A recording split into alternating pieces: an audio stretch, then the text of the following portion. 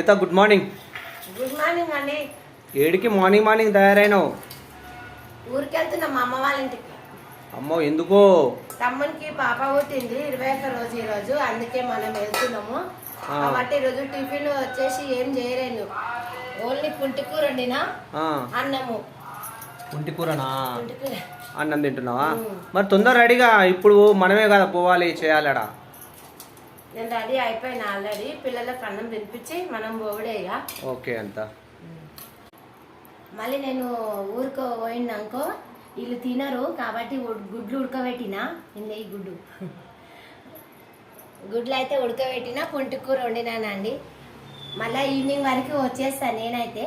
పిల్లలకి ఎగ్జామ్స్ జరుగుతున్నాయి, ఏడికి పోలేం, పిల్లలు పెద్దగా అయ్యారు అంటే వీళ్ళతోనే టెన్షన్. వీళ్ళకు తినబెట్టి పోయిందనుకో సగం పని అయిపోయినట్టు. మధ్యాహ్నం ఎట్లాగో తింటారు, ఇప్పుడైతే తినబెట్టి పోతే టెన్షన్ ఉండదు నాకైతే. ఏడిపోయినా మా పిల్లలతో బాధ. మళ్ళీ ఈవినింగ్ వచ్చే వరకు నాకు లేట్ అయిపోతుంది. ఒక దగ్గర పోయిన తర్వాత ఫంక్షన్ దబ్బున కావాలంటే కాదు కదా, అందుకే మధ్యాహ్నం అనుకుంటాం కానీ 4-5 అవుతుంది ఇట్లా. సరే అమ్మ, పోయేసి వస్తా సాయంత్రం వరకు, 6-7 అవుతుంది వచ్చే వరకు. సరే బాయ్ నాన్న, బాయ్ రా. బాయ్, పోతున్నా. Bye friends.